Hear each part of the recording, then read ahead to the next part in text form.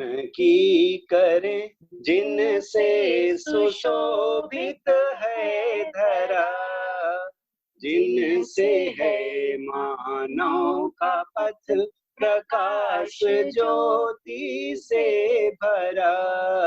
वंदना उनकी करे जिनसे सुशोभित है धरा, जिनसे दिशा हमको मिली नित मानवीय मार्ग की। पथ मिला निश्चित हमें थी कामना जिस मार्ग की। कृतज्ञता से सौम्यता की नित्य आई निरंतरा, जिनसे है मानव का पथ प्रकाश ज्योति से भरा। वंदना उनकी करे जिनसे सुशोभित है धरा। सबको नमस्कार।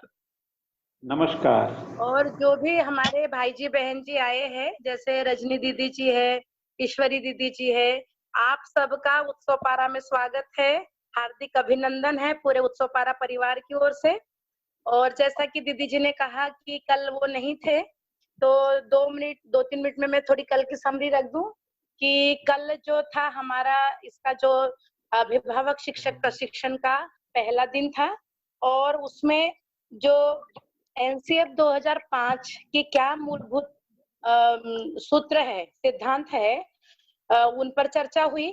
और उसमें से जो मुख्य बातें थी उसमें यही निकल के आए कि सबसे मुख्य जो आशय था अभी तक जो भी परंपरा में होते आया कि बच्चा जो है प्रकृति के सानिध्य में रह के ज्यादा से ज्यादा वहां समय बिता के सीख पाए, वो बहुत सारा पूर्व ज्ञान साथ में लेके ही आता है। तो यदि हम ऐसा अवसर उपलब्ध करा पाते हैं तो वो फिर नवीन ज्ञान का सृजन कर पाता है। और हमको इस तरह की शिक्षा, ऐसा हमारी जो शिक्षा की विषय वस्तु हो कि वो उसमें जो सांस्कृतिक मूल्य है, सामाजिक मूल्य है, ये सारे मूल्यों का उनमें समावेश हो पाए। और जो पढ़ाई का जो सिस्टम है, जिस तरह का अभी हमारा मूल्यांकन पद्धति है, तो उसको थोड़ा लचीला किया जाए। बच्चे के केवल हम स्किल पार्ट को न देख के उसकी और बहुत सारी ऐसी चीजें हैं जो उसमें होती ही है। बहुत सारी अलग अलग स्किल्स में बच्चे मतलब उनको शौक होता है या हॉबीज होती है, तो उनको पहचाना जाए और फिर उनको तराश के सही दिशा दी जाए। तो इस तरह से वो बच्चा बहुत उत्सवित होकर सीख पाएगा, समझ पाएगा। और इसमें और एक जो बहुत महत्वपूर्ण मुद्दा आया था कि जो पढ़ाई है वो रटन प्रणाली से मुक्त किया जाए, अर्थात बच्चा समझ पाए। अभी क्या हो रहा है, जिस तरह की का सिस्टम है कि बच्चा रटे और जाके परीक्षा में लिखे, उसको नंबर मिल गए, अब उस नंबरों के आधार पे वो थोड़ा सा विशेषता में भी चला जाता है। और जो वाकई में समझ वाला जो पार्ट होना चाहिए कि कैसे जो हमने बुक्स में समझा है, यदि हमने नेचर को समझा है तो नेचर की वस्तुओं का, भौतिक संसाधनों का हम सदुपयोग कर पाए, संवर्धन कर पाए, उनको सुरक्षित कर पाए। और जितना हम समझ पा रहे हैं, क्योंकि एक अभिभावक और एक शिक्षक, जिसको हम अध्यापक कह रहे हैं, उनकी बच्चों से दो ही अपेक्षा होती है कि जैसे बच्चा शरीर और जीवन का संयुक्त रूप है, तो शरीर के लिए जो साधन मिले हुए हैं, आहार, आवास, अलंकार, दूरगमन, दूरश्रम, दूरदर्शन, ये जो भौतिक संसाधन मिले हैं बच्चे को, चाहे वो घर में हो, चाहे समाज में हो, चाहे विद्यालय में हो, इन संसाधनों का वो सदुपयोग कर पाए और सुरक्षित रख पाए। और दूसरी बात जो है कि जो भी उनके लिए पेरेंट्स अपना जो तन मन धन समर्पित करते हैं, चाहे पेरेंट्स हो या जो गुरु हो, अध्यापक हो, तो उनकी ये अपेक्षा होती है कि बदले में बच्चे में जो एक मूल्य है, कृतज्ञता मूल्य, वो उनके अंदर बीज रूप में स्थापित हो पाए। तो ये दो ही मूल अपेक्षाएं हैं कि भौतिक संसाधनों की को सुरक्षित और संरक्षित कर पाए, उनका संवर्धन, जब जैसे बड़ा हो मानसिकता होगी तो संवर्धन करेंगे ही। यदि हम सदुपयोग कर लेते हैं तो एक तरह से देखा जाए कि हमने उस वस्तु को बचा के भी उसको बढ़ा लिया। तो ये बात और आचरण में जो है उसका जो कृतज्ञता वाला भाव है वो आए, तो कृतज्ञ होने से फिर हमारी समझने की, सीखने की निष्ठा भी बनती है और हम भाषा भाव भंगिमा से नियंत्रित भी होते हैं और एक सुंदर तालमेल के साथ एक भयमुक्त वातावरण में वो ये समझने का, सीखने का और करने का क्रम वो हो पाता है। तो इसमें एक बात ये थी कि लर्निंग टू लिव टुगेदर वाला जो इनका पॉइंट था कि बच्चा साथ साथ जीना सीख पाए। तो उसमें ये था कि यदि हम लोग ये जो हमारा मूल्यांकन पद्धति इसको ठीक कर पाएंगे, सतत समग्र मूल्यांकन के आधार पे हम उनका मूल्यांकन करते हैं, तो नंबरों के आधार पे क्या होता है, जैसे ही पता चलता है कि एग्जाम होनी है तो बच्चे को फिर संबंधी नजर नहीं आते, फिर विरोधी नजर आने लगते हैं सारे लोग। तो इसमें ये हुआ कि हम उनका सतत समग्र मूल्यांकन करेंगे।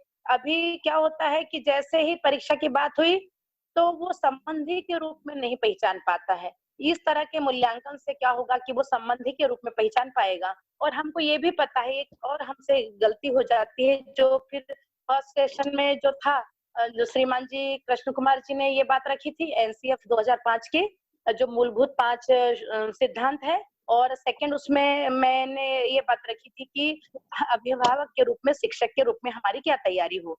तो उसमें यही बात समझ में आई कि यदि हम एक स्वायत्त मानव के रूप में है, मतलब हमारी रितंभरा सत्य से भरी, हम पूरे अस्तित्व को जान पाए हैं, उनके नियमों को जान पाए हैं, उनके अंतर संबंधों को जान पाए हैं, तो हमारे पास प्रतिभा के रूप में पूरा ज्ञान है, और ज्ञान के आधार पे जानना, मानना, पहचानना, निर्वाह करना जो हो रहा है, तो यदि हम उसको जान पाते हैं तो उसके अनुसार पहचानना और निर्वाह करना होता ही है।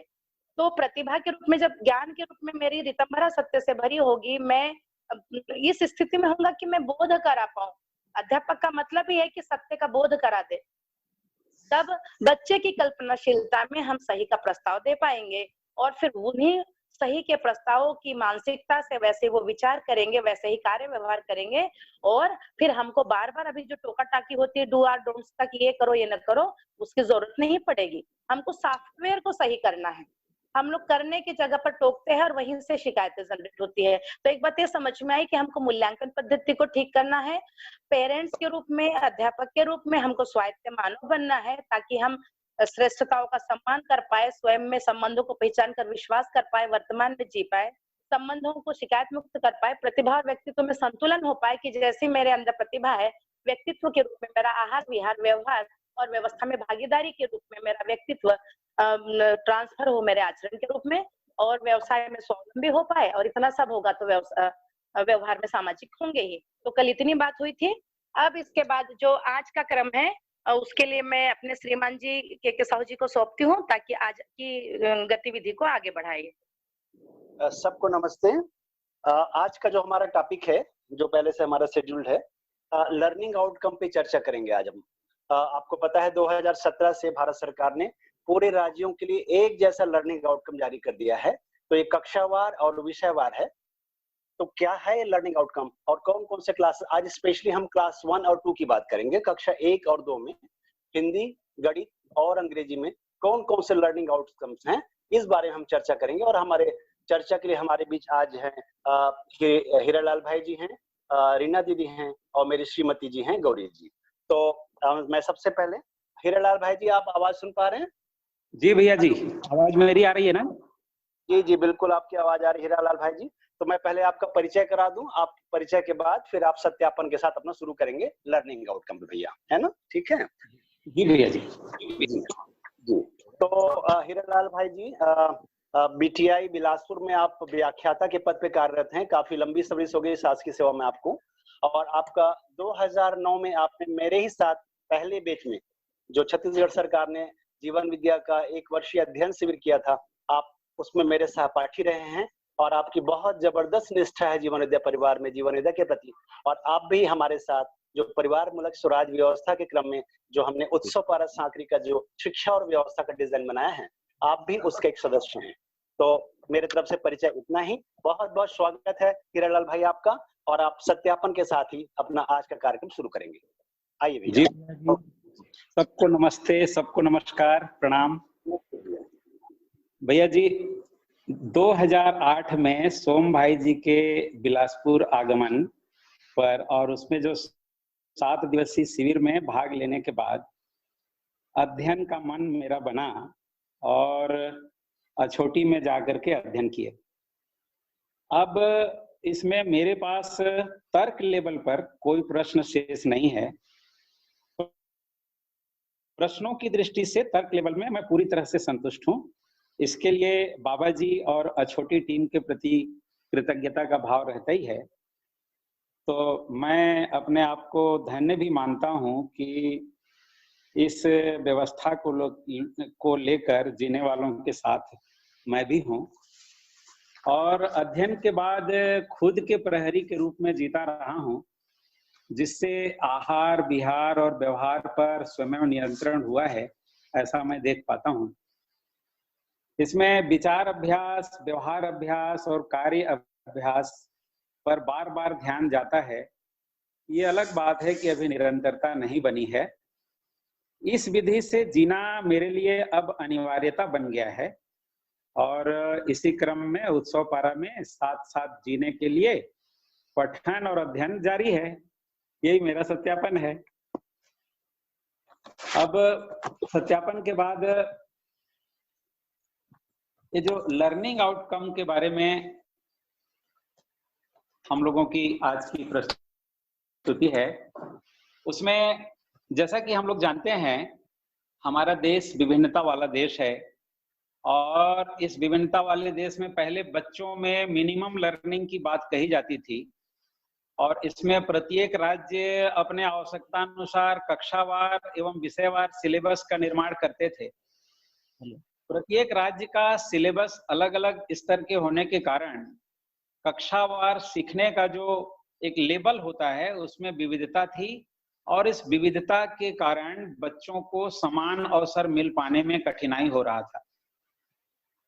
तो इस कठिनाई को दूर करने के लिए वर्तमान में NCERT के गाइडलाइन में कक्षावार एवं विषयवार क्या सीखना है तथा कितना सीखना है, ये हर एक विषय का पहले से दिया गया होता है। इसे ही हम लर्निंग आउटकम कह रहे हैं। इस लर्निंग आउटकम को ध्यान में रखकर प्रत्येक राज्य अपनी भौगोलिक स्थिति एवं आवश्यकता के अनुसार कक्षावार एवं विषयवार सिलेबस का निर्माण करते हैं, जिससे बच्चों के सीखने का औसत स्तर समान हो जाए और सभी बच्चों को, चाहे वह किसी भी राज्य का हो, समान अवसर मिले। इस प्रकार लर्निंग आउटकम से न केवल शिक्षकों को बल्कि अभिभावकों को और बच्चों को भी पहले से ये पता चल जाता है कि कौन सा सीखने का जो मुद्दा है वह कक्षावार एवं विषयवार बच्चों को आना ही चाहिए। तो ये है लर्निंग आउटकम। इसमें पहली क्लास का जो लर्निंग आउटकम है, खास करके इंग्लिश का, मैं इंग्लिश के लिए रख रहा हूं। इंग्लिश विषय का जो लर्निंग आउटकम है पहली क्लास, इसमें एसोसिएट वर्ड्स विथ पिक्चर्स, मैंने सही संबंध जोड़ना है पिक्चर का, उसके शब्दों के साथ में संबंध जोड़ना है।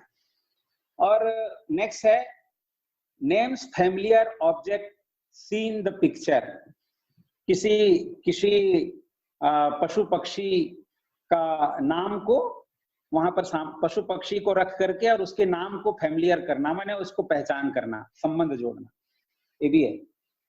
Recognise letter and their sound A to Z, इसमें ABCD की पहचान करना है, A से लेकर Z तक, और उसके साउंड सिस्टम को भी ध्यान रखना है, फोनेटिक को भी ध्यान रखना है।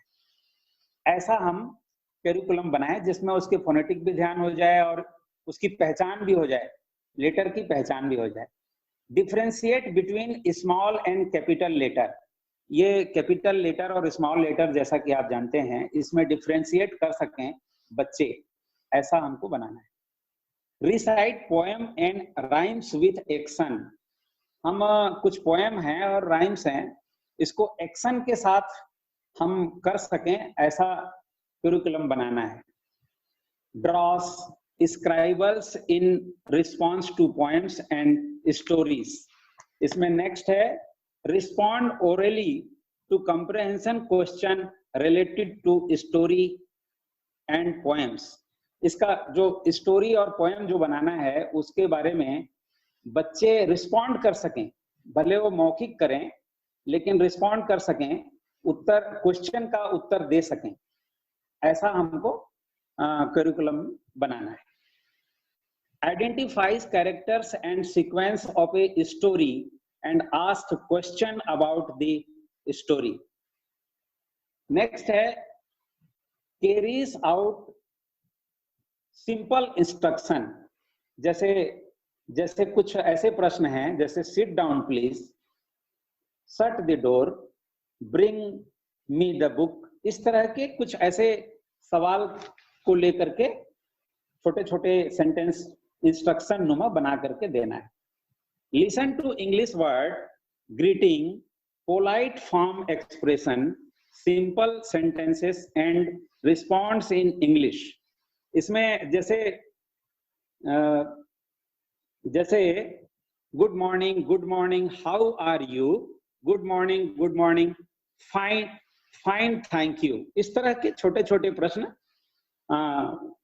पोलाइट फॉर्म में एक्सप्रेशन, ये सब हम लोगों को देना है। नेक्स्ट है listen to instruction and draw a picture.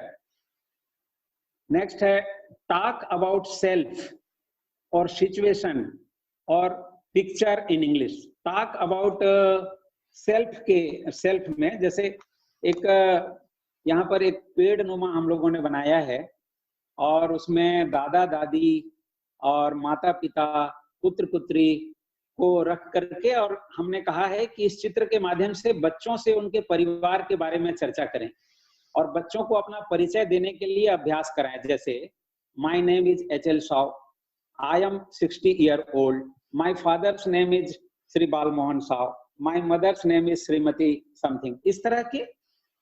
इस तरह का एक करिकुलम में रखना है। नेक्स्ट है नाउन के बारे में, नाउन को यूज करना है, जैसे बॉय है, सन है, काऊ है, गॉट है, ये नाउन को यहाँ पर यूज करना है। प्रीपोजिशन को यूज करना है, जैसे इन है, ऑन है, अंडर है, ऐसा सेंटेंस हम छोटा छोटा बनाएं जिसमें ये नाउन भी हो, प्रीपोजिशन भी हो जाए, ये इस तरह के बनाने हैं। नेक्स्ट है produces word with common blends. इसमें जैसे कुछ कॉमन ब्लेंड्स बनाना है, जैसे ब्रदर है, ब्रदर को BR कहते हैं, इस तरह की बात कुछ करना है। जैसे फ्रॉग है, FR से हम दर्शाएं, जैसे मिस्टर है उसको MR से दर्शाएं, इस तरह के प्रोड्यूस करना है कुछ वर्ड को। और उसके अलावे है राइट सिंपल वर्ड, अंतिम है इसका, write simple word like fan, hen, red, cat, इस तरह के छोटे छोटे वर्ड से परिचित कराना है। तो ये तो हो गया पहली कक्षा का लर्निंग आउटकम। इसको ध्यान में रख करके अपनी भौगोलिक स्थिति और आवश्यकता के अनुसार कोई भी राज्य अपना करिकुलम पहली क्लास का बनाता है तो इसका जो लर्निंग लेवल है वो समान रहेगा। इसी प्रकार दूसरी क्लास का लर्निंग आउटकम है, पहला तो दे रहा है सिंग्स सॉन्ग और राइम्स विथ एक्शन। कोई भी कविता है, गीत है, उसको एक्शन के साथ में गा सके, ऐसा कुछ व्यवस्था करना है। दूसरा है respond to comprehension question related to stories and poems in home language और इंग्लिश लैंग्वेज। मैंने वही जो बात अभी पहली क्लास में कही गई उसी को थोड़ा विस्तार करके जो स्टोरी है या पोएम्स हैं उसका क्वेश्चन को वो रिस्पॉन्ड कर सके बच्चा, थोड़ा सा उससे बढ़ा करके दिया गया है। नेक्स्ट है identifies characters and sequence of events in a story. ये भी वही बात पहली क्लास का थोड़ा सा विस्तार किया गया है, हल्का सा उसमें मैंने आगे रखा गया है।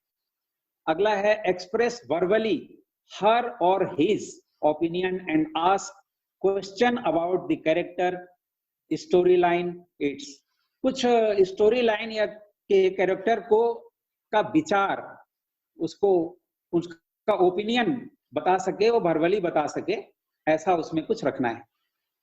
नेक्स्ट है draws writes a few words और short sentence in response to poem in stories इसी प्रकार है, listen to English words, greetings, polite form of expression and respond in English. Polite form जैसे how are you, I am fine, thank you, इस तरह की जो polite form है वो यहाँ पर रखना है। पहली क्लास में जैसे good morning, how are you, good morning, fine, thank you, ये जो पहली क्लास का है उसी को ही यहाँ पर विस्तार किया गया है और कुछ पोलाइट वर्ड हमको खोज करके उसमें डालना है। तो नेक्स्ट है, use a simple adjective related to size, shape, colour, weight, texture such as, जैसे बिग है, स्मॉल है, राउंड है, पिंक है, रेड है, हैवी है, लाइट है, सॉफ्ट है, इन सब शब्दों का प्रयोग करके हमको देखना है, प्रयोग करके एक सिंपल सेंटेंस बनाना है। Listen to short text from children section of newspaper, read out by the teacher. ये जो है ना, listen to short text from children section of newspaper, newspaper को जो मैंने न्यूज़पेपर पढ़ना और पढ़ाना, मतलब टीचर भी उसको पढ़े और बच्चे उसमें कुछ रिस्पॉन्ड कर सकें, उसके बारे में कुछ सुन सकें और अपना ओपिनियन दे सकें। Listen to instruction and draws a picture. Next है यूजेस, प्रोनाउंस। वहां पर देखिए पहली क्लास में यूजेस है, इसमें यूजेस में नाउन है और प्रीपोजिशन है, उसके साथ साथ में नाउन को भी और प्रीपोजिशन के साथ साथ में pronoun related to gender like his, her, he, she, it, और जैसे this, that, here, there, these, those, इस सब का प्रयोग करते हुए सेंटेंस बनाना है। नेक्स्ट है यूजेस प्रीपोजिशन लाइक, ये जो प्रीपोजिशन वहां पर दिया है पहली क्लास में, इन, ऑन, अंडर, इसको साथ में लेते हुए उसके आगे जैसे बिफोर है, बिटवीन है, बिहाइंड है, इस तरह के प्रीपोजिशन को भी यहाँ पर यूज करके हमको सेंटेंस बनाने हैं। नेक्स्ट है composes and right simple short sentence with space between the words, between words. तो ये जो इतना है पहली और दूसरी क्लास में, पहली क्लास में जो दिया गया है उसी को थोड़ा सा आगे क्रम में बढ़ाया गया है, और ये लर्निंग आउटकम पूरे देश में एक समान है। इसको ध्यान में रखकर सब प्रत्येक राज्य अपने अपने भौगोलिक स्थिति के अनुसार करिकुलम का निर्माण। बहुत बहुत धन्यवाद साहु जी, बहुत बहुत धन्यवाद। अब मैं अगले इसके लिए लर्निंग आउटकम के लिए, रीना दीदी आप सुन रही ना? हाँ दीदी, तो मैं हिंदी विषय के लिए रीना दीदी को आमंत्रित करूं। उसके पहले एक संक्षिप्त परिचय रीना दीदी का। आप मूलतः छत्तीसगढ़ के अभी धमतरी जिला से हैं और आप शासकीय सेवा में हैं। आप व्याख्याता हैं गणित के, और 2011 से आप अध्ययन शिविर से जुड़े, और उसके बाद लगातार आपका जहां जहां भी इस प्रकार के अवसर मिलते हैं आपको, चाहे बीएड कॉलेज हो, डीएलएड कॉलेज हो, जहां जहां भी आपको ग्रामीण समुदाय के बीच में हो, गुंडरदेह में मानव आश्रम हो, ये सब जगह आपका अलग अलग रूपों में शिविर में आपकी सहभागिता रही है और एक जबरदस्त निष्ठा आपकी बनी हुई है।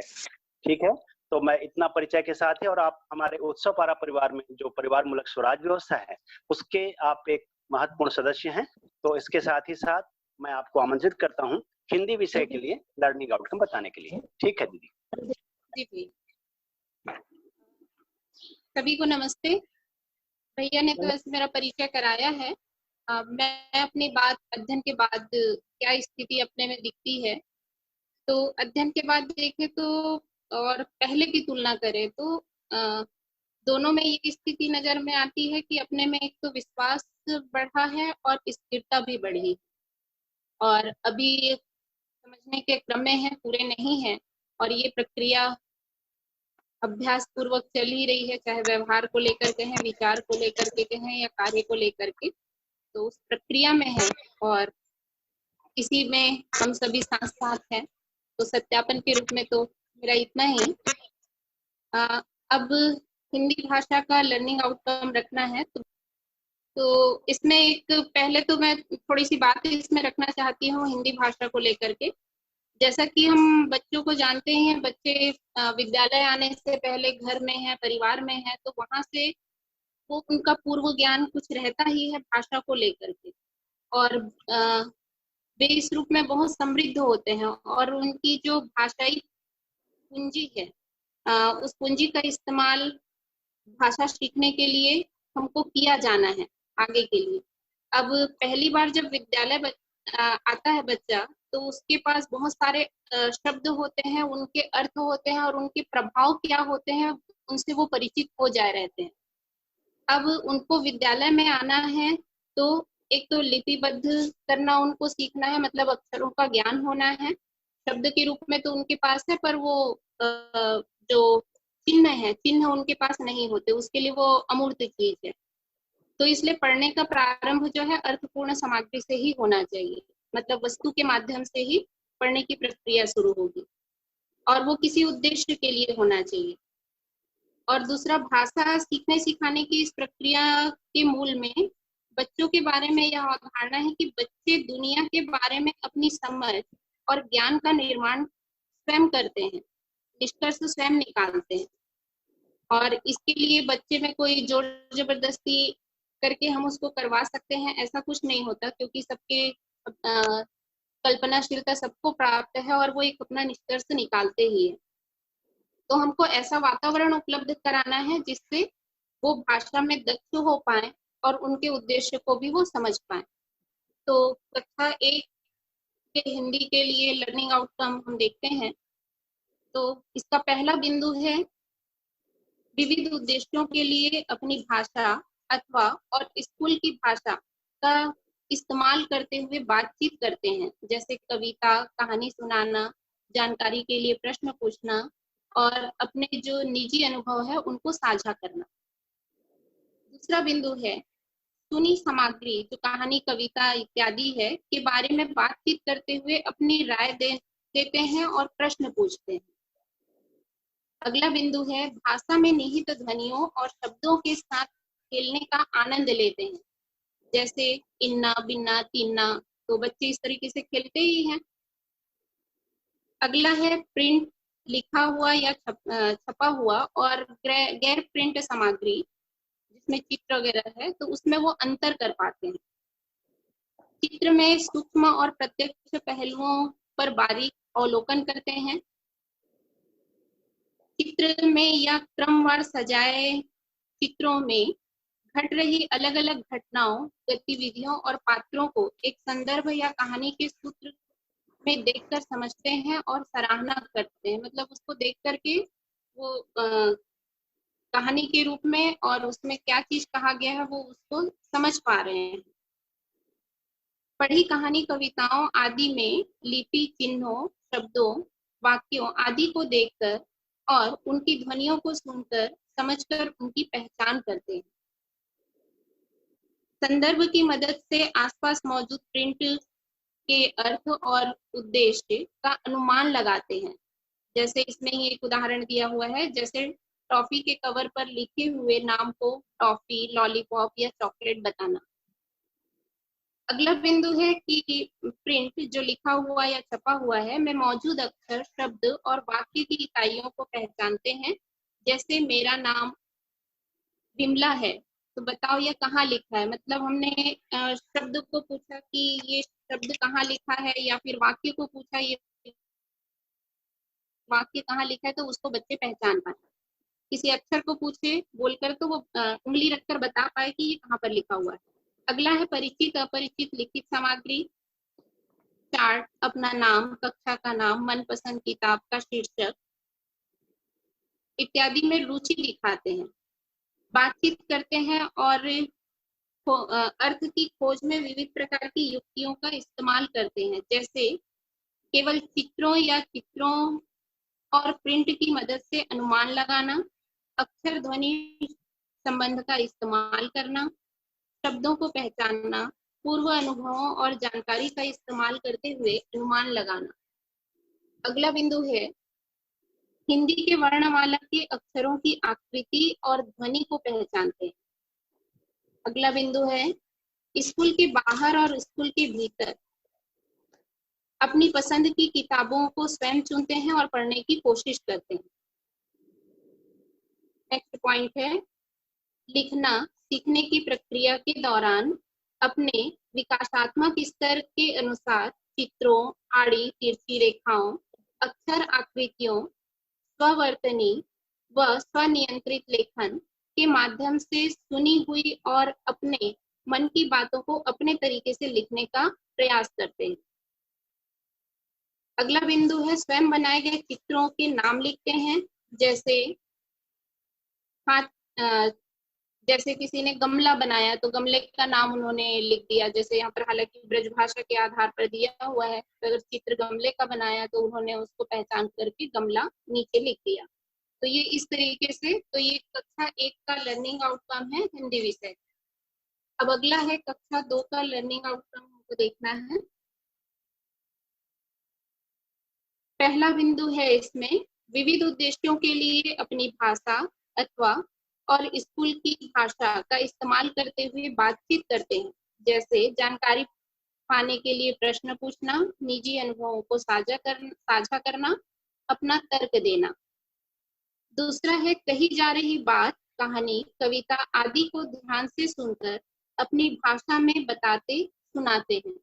तो स्थानीय भाषा जैसे हम सामान्यतः देखें, अगर हमारी छत्तीसगढ़ी है, छत्तीसगढ़ी आता है बच्चे को या कोई दूसरी बोली या भाषा आती है तो उसको हिंदी में हम पढ़ा रहे हैं तो हिंदी में भी वो कर सके और उसको अपनी भाषा में छत्तीसगढ़ी में भी वो उसको व्यक्त कर पाए।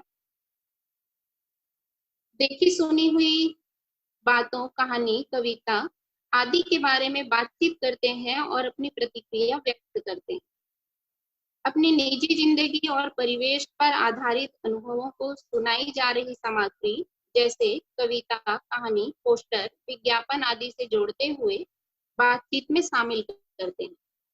अगला बिंदु है भाषा में निहित शब्दों और ध्वनियों के साथ खेल का मजा लेते हुए लय और तुक वाले शब्द बनाते हैं, जैसे एक था पहाड़, उसका भाई था दहाड़, दोनों गए खेलने। ये इस तरीके से तुकबंदी करने लगते हैं। अपनी कल्पना से कहानी, कविता आदि कहते सुनाते हैं, आगे बढ़ाते हैं। अपने स्तर पर पसंद के अनुसार कहानी, कविता, चित्र, पोस्टर आदि को आनंद के साथ पढ़कर अपनी प्रतिक्रिया व्यक्त करते हैं और प्रश्न पूछते हैं।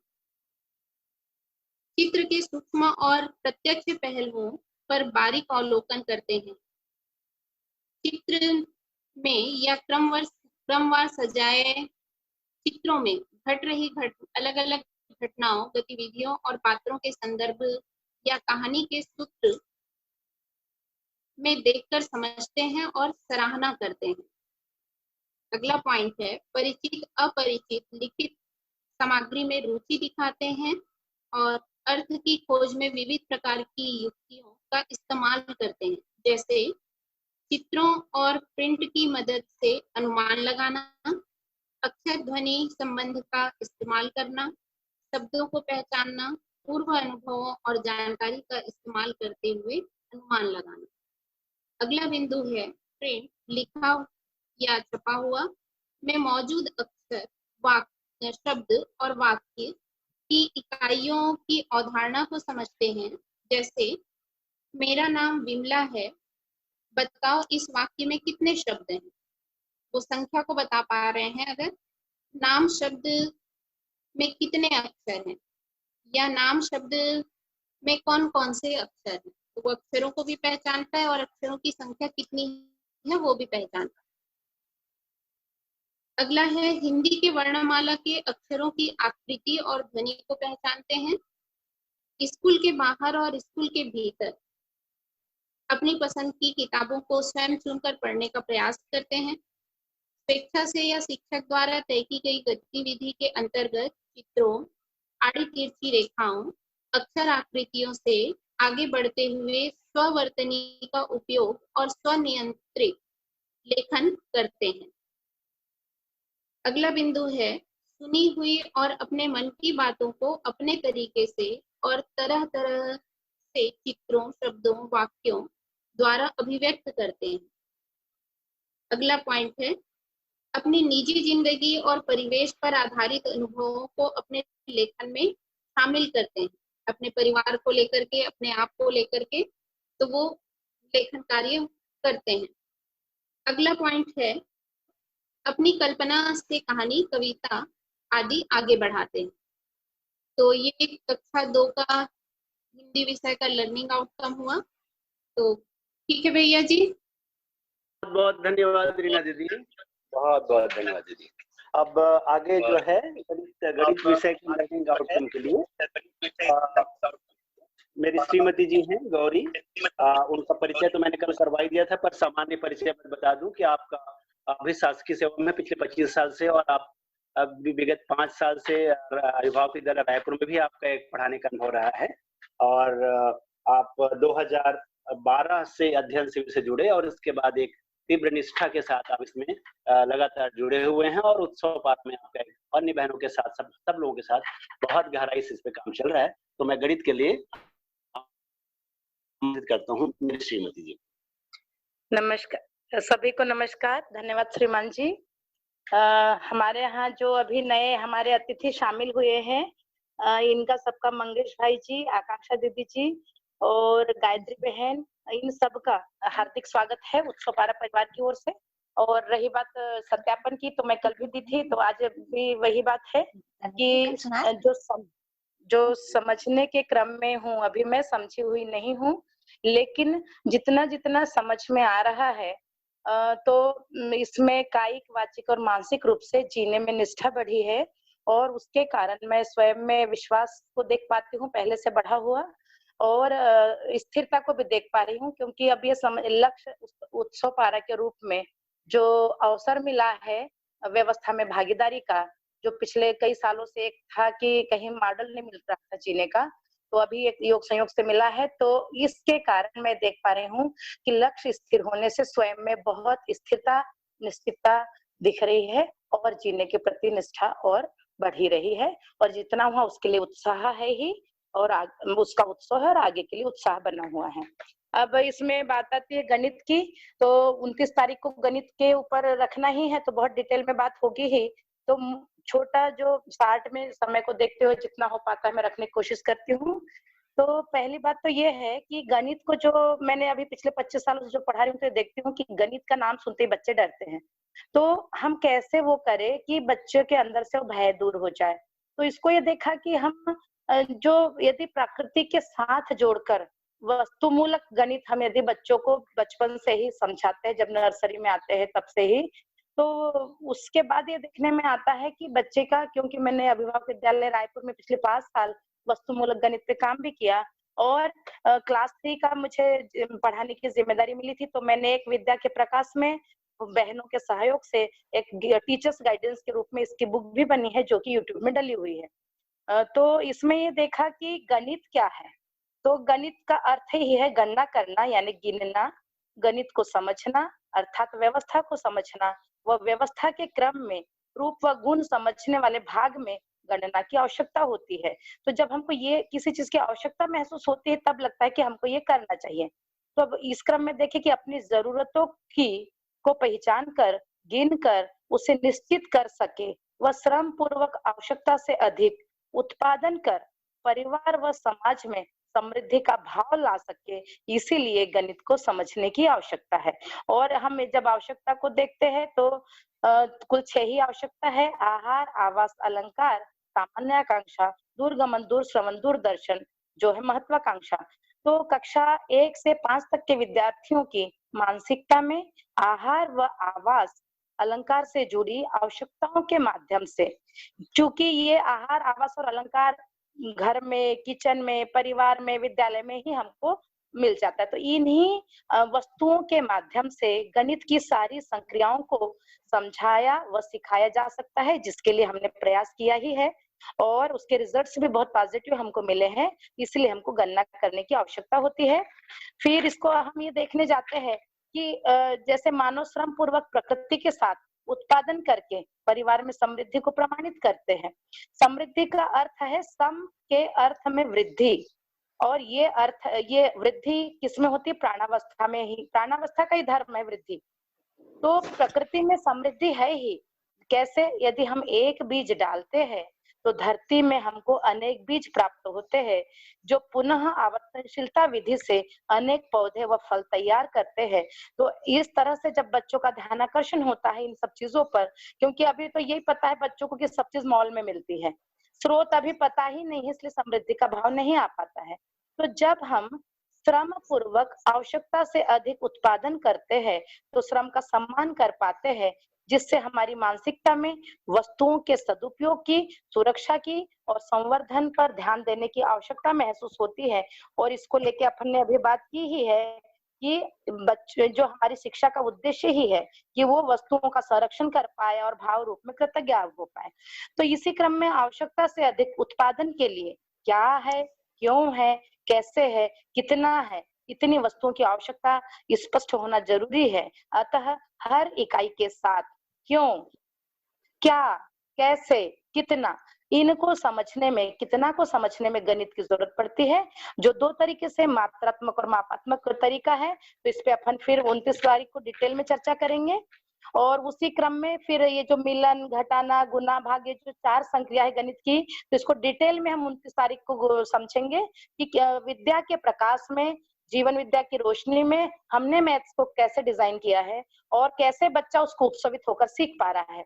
तो इसमें जैसे मिलन तो ये हुआ, एडिशन जो है मिलन के अर्थ में है, घटाना स्थान परिवर्तन व रूप परिवर्तन के अर्थ में है, यानी कोई वस्तु गायब नहीं हो रही है, या तो उसका स्थान बदल रहा है या रूप बदल रहा है, और वो भी व्यवस्था के अर्थ में है। गुना जो है समान वस्तुओं का समूह का बार बार मिलन, एक निश्चित वस्तु समूह को हम जब बार बार मिलाते हैं तो वही मल्टीप्लिकेशन हुआ, और बार बार हम स्थान परिवर्तन या रूप परिवर्तन करते हैं निश्चित समूह का तो वही डिवीजन हुआ। तो इसको हम देख पाते हैं। और जो मुख्य लॉजिक है मैथ्स का, मैथ्स पढ़ने का, तो वो है कितने को समझने के लिए गणित है, व्यवस्था को समझने के लिए गणित है, व्यवस्था में जीने के लिए गणित है, संबंधों में निर्वाह के लिए गणित है, और तर्क एवं अनुमान क्षमता बढ़ाने के लिए गणित है। तो ये देखा कि मानव हर इकाई क्या है, क्यों है, कैसा है, कितना है, को जब वो जानना ही चाहता है कि क्योंकि शिशु जन्म से ही जिज्ञासु है, तो वो जानकर ही तृप्त होता है।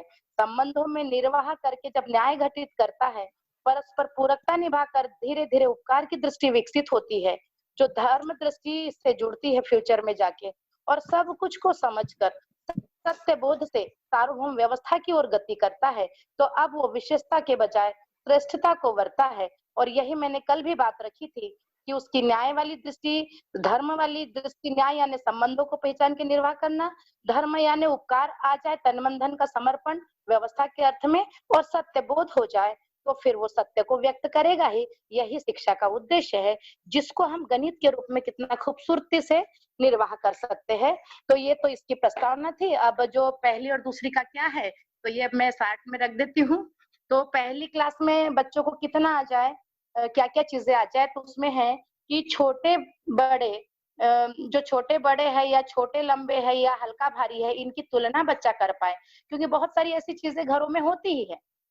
और दूसरी फिर है कि 9 तक की जो संख्या है, वस्तुओं के माध्यम से, अंगुलियों के माध्यम से, इंद्रियों के माध्यम से, परिवार के सदस्यों के माध्यम से हम उनको गिनना सिखा सकते हैं।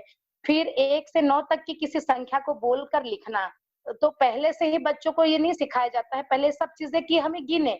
अब बेटा ये 9 वस्तुएं है, तो जब हम इसको लिखेंगे तो एक आकृति बनाई 9 की और बताया कि बेटा इसको लोगों ने माना है, ये केवल आकृति है, ये वस्तु नहीं है, ये प्रतीक है, और प्रतीक प्राप्ति नहीं है। तो 9 एक प्रतीक है, इसको ऐसा लिखा जाता है क्योंकि गणित भी एक भाषा है जो हमको रिकॉर्ड मेंटेन करने में और चीजों में काम आती है, इसलिए इसको इस प्रतीक के रूप में प्रदर्शित करते हैं।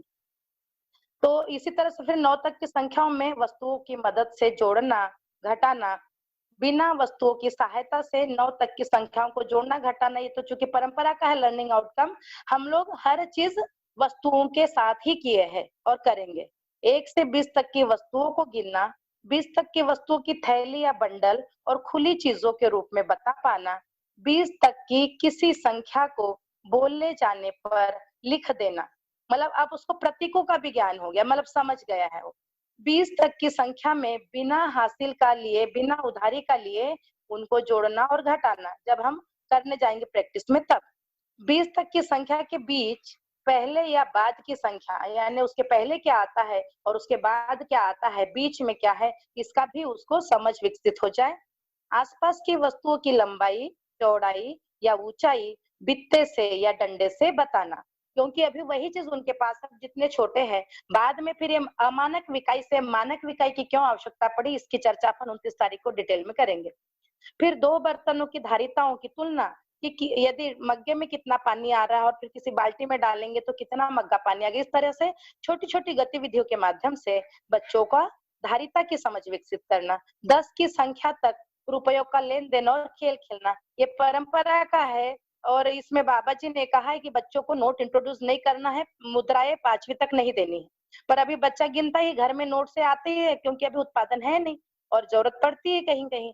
तो ये बता दे यदि इंट्रोड्यूस थोड़ा बहुत करना है तो कि ये प्रतीक है, ये कागज है, ये हमारे को उपलब्धि नहीं है। यदि हमको भूख लगी है तो हमको दाल चावल ही चाहिए, नोट से हमारी भूख नहीं होगी। तो ये बात बच्चे में अच्छे से जा पाए कि किसी ने यदि श्रम पूर्वक उत्पादन किया है तो फिर हम उसको ये प्रतीक मुद्रा अभी दे रहे, क्योंकि हमने श्रम नहीं किया है तो हमारे पास कोई वस्तु नहीं है। जब सारे परिवार श्रम करेंगे तो वस्तुओं के विनिमय से आवश्यकता पूर्ति हो जाएगी। तो अभी की तो बाध्यता है प्रतीक, पर बच्चे को पता हो कि नोट जो है वो केवल प्रतीक मुद्रा है, ये उपलब्धि नहीं है। सप्ताह के दिनों के नाम और महीनों के नाम बता पाना, इसको भी किस तरीके से करते हैं कि जन्मदिन किस महीने में आता है, कौन सा त्योहार किस महीने में आता है, इस तरह से बच्चों को हम बता पाए। 50 तक की संख्याओं को गिनना और लिखना। और इसके बाद है कक्षा 2 का, तो 1 से 20 तक की संख्या, ये अब इसमें क्रम बताना, उसी से थोड़ा आगे। अब यहाँ 100 तक की संख्याओं में सम विषम संख्याओं की पहचान हो पाई। 2 अंकों वाली 2 संख्या में बिना हासिल का उधार लिए जोड़ना और घटाना। 50 तक की संख्याओं में अंकों के स्थानीय मान बता पाना। 50 तक की वस्तुओं के 2, 4, 5, 10, 20 आदि ऐसे समूहों के बंडल बना पाना। 50 तक की संख्या में हासिल का जोड़ और उधार लेकर घटाना।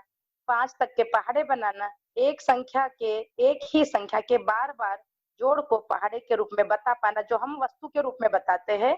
दी हुई चीजों को बराबर हिस्सों में बांटना। कम या ज्यादा लंबी चीजों की तुलना करना। आसपास की जगहों वस्तुओं को अमानक चीज जैसे डंडा, बित्ता, पहली में डंडा और बित्ता से किया, आप कदम से भी हम नापना सिखा पाए। खिलौने, तराजू का उपयोग कर आसपास की चीजों का वजन, कील, कंचो आदि से बता पाना। बर्तन की धारिता का अनुमान लगा पाना, नाप कर देख पाना। इस तरह से भी कि एक मग में कितने कप पानी आता है, या एक गिलास में, एक गंजी में कितने गिलास पानी आता है। इस तरीके से महीनों के नाम और उनके दिनों की संख्या बता पाना। महीनों के क्रम संबंधी सवालों को जवाब दे पाना। विभिन्न आकृतियों की पहचान कर, जैसे बिंदी, बेलन, जैसे गेंद है, इन चीजों से भी उनकी पहचान करा पाना। पैटर्न को पहचान पाना, कि जो इसके भी ऊपर अपन डिटेल में बात करेंगे 29 को। तो और उसके बाद फिर वही प्रतीक की पहचान, उनसे सरल लेन देन का खेल खेलना, जोड़ने घटाने आदि से सरल इबारती सवालों को बना पाना। तो इस तरह से ये कक्षा 1 और 2 का था। चूंकि ये परंपरा का था तो इसमें कुछ बातें परंपरा की भी है, पर हम कोशिश ये करेंगे कि हमारा जो सिलेबस होगा उत्सव पारा का टोटली वस्तु मूलक होगा, उस वैसा ही हम उसका विषय वस्तु तैयार कर रहे हैं। तो मुझे इतनी बात कहनी थी। धन्यवाद। धन्यवाद श्रीमती जी। तो अब लर्निंग आउटकम की चर्चा हम यहीं पे रोक के और फीडबैक लेते हैं लोगों से, है ना। तो फीडबैक के लिए थोड़ा कौन बोलना चाहेंगे? देखिए फीडबैक आ जाए लोगों से। मैं हीरालाल, मेरे को गणित विषय में फीडबैक मैं दे रहा हूँ। हाँ, आप भी दीजिए और बाकी जो भाई बहन जुड़े हैं ना, नए बाहर से जो जुड़े हैं और जो जुड़े हैं उन लोग भी देंगे, है ना। तो आप अपना रख दीजिए और बाकी फिर बाकी को अवसर मिले। अपन तो इस पे काम किए ही है तो अपने को पता ही है ना। ध्यान आज बढ़िया लगा मेरे को वो ये कि एक तो व्यवस्था में जीने के लिए गणित जी बढ़िया। दूसरा है एक तो तर्क क्षमता को बढ़ाने के लिए गणित, कितनी अच्छी बात है, के प्रति ध्यान जा रहा है। अनुमान क्षमता को बढ़ाने के लिए गणित, साथ में इसमें एक आध और हो सकता है, रूप को और गुण को भी कुछ अध्ययन हम करते हैं। रूप और गुण का आएगा भाई, सब आएगा डिटेल में। सब है, पूरा भी समय कम है इसलिए हमने वो नहीं किया है। 29 को फिर डिटेल होगा और आगे फिर और होगा गणित का क्रम। दिखाई पड़ा एक व्यवस्था में जीने के लिए गणित, सच में इसमें अव्यवस्था नहीं, व्यवस्था में जीने के लिए तर्क क्षमता, अनुमान क्षमता को बढ़ाने के लिए गणित, ये बहुत अच्छा लगा। बहुत बढ़िया, खूब बढ़िया। तो मैं चाहूंगी और जो जुड़े हैं हमारी दीदी लोग, ईश्वरी दीदी है या? हेलो। हाँ दीदी जी। हाँ मौसी, मैं रूही भोपाल से। हाँ रूही बेटा जी, हम बताइए। मौसी जी, जो आपका जो लर्निंग आउटकम है वो तो परफेक्ट लग रहा है, पर मुझे ऐसा लगता है कि बच्चे जो पहले और दूसरी कक्षा के हैं वो उस लेवल तक आते आते तो ये सारी जैसे हिंदी अक्षर को, वर्णमाला को लिखना समझना, ये सब तो पहले से सीख चुके होते हैं, क्योंकि हम घर में भी इतना बढ़ा ही देते हैं जी। और फिर मुझे उसके लगता है कि मुझे कि अगर जो हम उसके साथ एक्टिविटीज कराएं, जो पढ़ाई के साथ साथ, जैसे एक्टिविटीज के रूप में मैंने अभी कभी स्कूल लिया था मैंने, तो फैमिली ट्री बनाया था। तो उसमें फैमिली ट्री में सबसे नीचे जड़ में दादाजी की फोटो, तो तने में दादी की फोटो, तो ऐसे जैसे शाखाएं निकली हैं तो चाचा चाची मम्मी पापा, और जो फ्रूट्स हैं उसमें हमारी पासपोर्ट साइज की फोटोज वगैरह ऐसे चिपका के कुछ एक्टिविटीज के रूप में कराए तो उनको इंटरेस्ट आएगा सारी चीजों में करने में ना। और मुझे ऐसा लगता है जैसे बच्चों को एनिमल्स के साउंड्स पता होने चाहिए, तो हम जैसे स्पीकर के माध्यम से दूसरों साउंड चलाएं तो बच्चों को इजी है उसको कैप्चर कर सके कि किस एनिमल का है ये साउंड। और उसके बाद ये भी हो सकता है कि हम रफ सॉफ्ट जैसे कपड़ा होता है, किस उसका है, सॉटन है, खुरदुरा है, तो रेत पेपर है, उसको छूने के उससे वो सारी चीजें उनकी उंगलियों की एक्सरसाइज हो सके। और स्पर्श के लिए और रेत पे लिखावट होती है, जैसे सेंड राइटिंग कर सकते हैं हम। किसी सहपाठी के पीठ पे लिखने के लिए उंगली से ऐसे बता सकते हैं कि ये कौन सा अक्षर है, ऐसा है। और एक गेम होता है मौसी, जू करके एक गेम है, उसमें जैसे एक साइड जो एक पर्सन रहता है वो अल्फाबेटिकल नाम देता है। अल्फाबेटिकल नाम A to Z कुछ भी हो सकता है। उसमें एक अल्फाबेट बोला, जैसे उसने A बोला, तो इस साइड के जो जितने भी बच्चे जो खेल रहे हैं वो A नाम से जितनी भी जैसे स्टेट है, कंट्री है या सिटी है, उसका नाम लेते हुए इस साइड आते हैं। और जिसको उस नाम से नहीं आता है, तो उस नाम से अगर नहीं आता है तो वो जू बोलते हुए सामने भागता हुआ जाता है। अगर वो उसको पकड़ लेता है तो वो एक आउट तरीके से फिर उसके ऊपर दाम आ जाता है। ये एक अलग तरीके का एक्टिविटीज हो सकती है। और बढ़िया बेटा जी, बहुत बढ़िया। कंप्यूटर पे भी बच्चे पेंटिंग और क्या बोलते हैं अल्फाबेट सीख सकते हैं, तो उनको इंटरेस्ट डेवलप करने के लिए उनको कंप्यूटर पे, लैपटॉप पे ऐसा कुछ प्रेजेंटेशन के रूप में दिखाया जाए या उनसे ही करवाया जाए कि वो अपना माउस चलाना सीख सके या कीबोर्ड पे देख सके कि कैसा कैसा क्या क्या होता है। ये भी हो सकता है। बेटा जी बहुत बढ़िया रखा आपने। मैं एक बात बताऊं, अभी जो हमारा प्रेजेंटेशन है लर्निंग आउटकम शासन ने क्या तय किया है उसकी बात हुई है। हम इस विषय वस्तु को कैसा देंगे, वो हमारा सिलेबस क्या होगा, वो तो बहुत है बेटा। आपने जो बातें बताई ये तो परंपरा में जो हो रही है हमने हर चीजें एक्टिविटीज के माध्यम से ही, उनकी दैनिक जीवन की गतिविधियों के माध्यम से ही वो सीखेंगे, बोर्ड पे नहीं सीखेंगे। बोर्ड पे केवल शुरू में वो 1 घंटा 2 घंटा जो क्लासरूम में रहेंगे, बाकी पूरे नेचर के साथ रहेंगे। तो आपका जो प्रस्ताव है सही है, क्योंकि आप अभी परंपरा के विद्यालय देखे हैं। इसका देखोगे सिलेबस हम कैसे तैयार किए और बच्चों को कैसे समझाएंगे। हर पल बच्चे का अध्ययन होगा 24 घंटे। उत्सव पारा में जब रहेगा, विद्यालय में तो होगा ही, परिवारों में भी वो गणित करेगा, गणित को समझेगा, हिंदी को समझेगा, इंग्लिश को समझेगा। मतलब 24 घंटे परिवार में, समाज में, मोहल्ले में, सब जगह उसका अध्ययन चलेगा, समझना सीखना चलेगा, है ना। तो बहुत बढ़िया प्रस्ताव, और ये सब उसमें शामिल ही है। हमारा ये है कि कैसे बच्चा हर चीज को व्यवस्था के विजन से देख पाए। हम परंपरा से हट के क्या दे रहे हैं, यही दे रहे कि परंपरा में हमने सब किया पर क्यों कर रहे हैं ये नहीं पता है। इस दर्शन का अभिभावक विद्यालय उत्सव पारा का चेतना विकास का एकमात्र सबसे अहम मुद्दा है कि बच्चा जो भी काम करेगा उसके पहले उसको उस काम का प्रयोजन पता होगा। मैं ये काम कर रहा हूँ तो क्यों कर रहा हूँ, ये महत्वपूर्ण मुद्दा है इसका। तो अगली फीडबैक के लिए अपन चलते हैं, समय को थोड़ा ध्यान में रखते हुए। तो हाँ, और जो भी देना चाह रहे थोड़ा स्वयं स्फूर्त देंगे। ईश्वरी दीदी जी है, रजनी दीदी जी है, या और भी जो भाई जी जुड़े हुए हैं बाहर से और अपने उत्सव पारा से? दिखाई दे रहा है ना? हाँ, रखिए रखिए। हाँ, मैं ये कह रही थी कि अपना पाठ्यक्रम बहुत अच्छा है, और जो अभी तक हम परंपरा में हैं, तो परंपरा की शिक्षा प्रणाली और व्यवस्था की शिक्षा प्रणाली या हमारे दर्शन के साथ में, तो स्वाभाविक है अंतर तो बहुत ज्यादा है। मेरा एक छोटी सी जिज्ञासा है, जैसे ये जी। हम फर्स्ट क्लास और सेकंड क्लास का जो पाठ्यक्रम के बारे में अभी जो हमारे विचार चल रहा है, इसके पहले जैसे अभी तो हम वर्ण विन्यास, शब्द विन्यास और उसकी पहचान और उस सब चीजों पर आ रहे हैं, पर इसके पहले जैसे वो बच्चा अक्षर को सीखेगा या बनाना सीखेगा, जैसे अभी रीना दीदी ने सारी बात बताई हिंदी भाषा को लेकर के, जी। तो जो जैसे अगर हम परंपरा की बात करें, तो ये सब चीजें हम क्लास फर्स्ट में बच्चे को सिखा पाते हैं। उसके पहले क्या होता है कि प्री प्राइमरी सेक्शन होता है, जिसमें वो पेंसिल को पकड़ना सीखता है, फिर वर्ण विन्यास मतलब उसकी बनावट पर जाता है, फिर पहचान, धीरे धीरे उसका ये सब चीजें जब मजबूत होने लगती है, तब जाकर के वो शब्द योजन पर आता है।